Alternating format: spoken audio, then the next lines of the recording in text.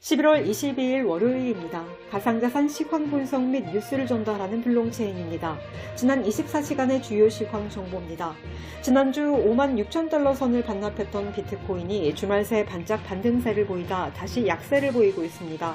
이더리움 역시 소폭 반등 후 다시 하락세로 돌아섰습니다. 비트코인과 이더리움은 이달 초 사상 최고가를 기록한 후 2주 사이 시가총액 274조 원이 증발했습니다. 저가 매수 기회가 왔다는 의견과 추가 하락이 계속될 것이란 전망이 엇갈리고 전문가들은 최근 이들 자산의 부진이 달러 가치와 관련이 깊은 만큼 거시경제 흐름을 예의주시할 것을 당부했습니다. 코인데스크에 따르면 비트코인이 58,000달러 선을 지켜내지 못하면 53,000달러까지 하락할 수 있다고 전망했습니다. 알터너티브 추산 공포탐욕 지수는 중립을 유지하고 있습니다. 22일 오후 1시 10분 기준 코인마켓캡에서 비트코인은 전일보다 2.48% 하락한 57,441달러입니다. 이더리움은 4.35% 하락한 4,173달러입니다. 솔라나는 3.65% 상승한 220달러입니다. 에이다는 4.93% 하락한 1.8달러입니다. 리플은 3.72% 하락한 1.04달러입니다. 도지코인은 3.03% 하락한 0.2226달러입니다. 비트코인 캐시는 1.75% 하락한 563달러입니다. 다음은 주요 뉴스입니다. 마스터카드 아시아태평양 지역 디지털 신흥 파트너십 및 신규 결제 부문 수석 부사장 라마사리아가 화폐의 미래는 가상자산과 중앙은행 디지털 화폐 CBDC를 중심으로 이루어질 것이라고 테크와이어 아시아 인터뷰에서 말했습니다. 아태 지역 내 가상자산 수용도가 가장 높은 국가를 묻는 질문에는 태국과 인도는 호주처럼 매우 발전된 시장에 비해 가상자산을 편리하게 사용하는 소비자가 더 많고 베트남과 인도네시아도 두 자릿수 속도로 성장 중이라며 아태 지역은 인구 통계학적으로 가상자산 보급에 유리하다고 말했습니다. 그러면서 15세에서 24세 청년 7억 5천만 명이 이 지역에 살고 있고 전 세계 가상자산 거래 가치의 약 30%가 아시아에서 일어나고 있기 때문에 아시아는 미래 화폐 분야 글로벌 리더가 될 것이라고 덧붙였습니다.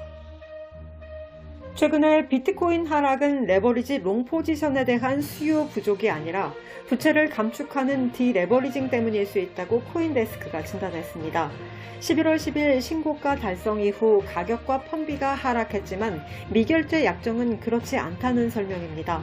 스큐에 따르면 11월 10일에서 11월 18일 비트코인 무기한 스왑 및 선물 미결제 약정은 249억 달러에서 228억 달러로 감소하는 데 그쳤습니다. 9월 하락 당시 미결제 약정이 9월 6일 고점에서 9월 27일 저점까지 33% 감소한 것과 비교하면 미미한 수준입니다. 주기영 크립토컨트 대표는 선물 거래소 담보물은 감소하고 미결제 약정은 여전히 매우 높다며 현재 숏 청산 폭포는 없고 앞으로 시장은 며칠 동안 선물 시장을 시키기 위해 넓은 범위에서 횡보할 가능성이 있다고 생각한다고 전했습니다. 국내 20, 30대 젊은층 10명 가운데 4명꼴로 비트코인을 비롯한 가상자산에 투자해본 경험이 있는 것으로 조사됐습니다. 전국경제인연합회가 여론조사기관 모노리서치에 맡겨 전국 20, 30대 남녀 700명을 대상으로 재테크 인식을 조사해 22일 내놓은 결과를 보면 가상자산에 실제 투자해본 경험이 있다는 응답 비율은 40.5%였습니다.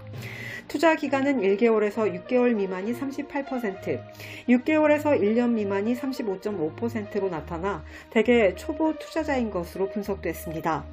투자 규모는 500만 원 미만이 62.5%로 대부분을 차지했습니다.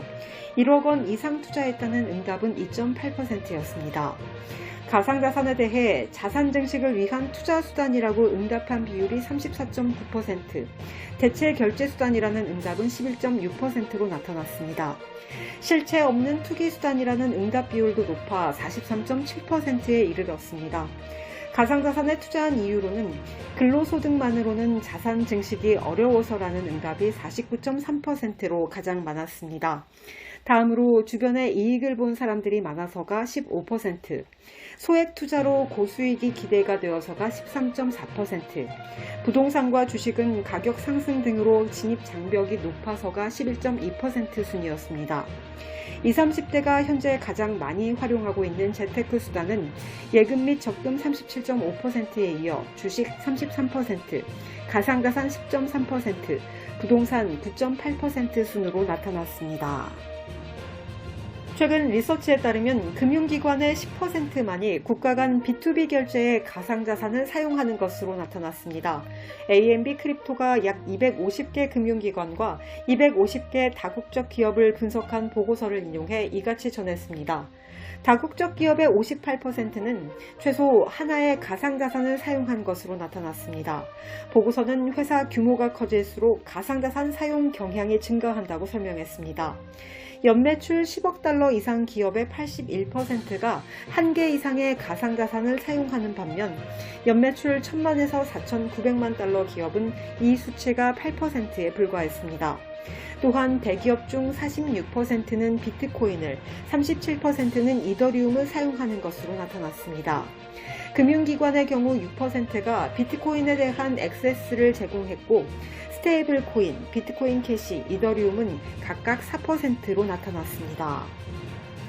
복수의 미디어에 따르면 지난 새벽 세계 최대 NFT 마켓플레이스 오픈시가 새로운 업데이트를 통해 포토샵 등 어도비 소프트웨어 적용을 완료했다고 밝혔습니다. 이를 통해 어도비 이용자들은 가상자산 월렛을 연결하고 작품의 소스 출처 검증 등이 가능해집니다. 또한 오픈시 내 구매자들에게 창작자 정보가 제공됩니다. 이상으로 11월 22일 블록체인을 마칩니다.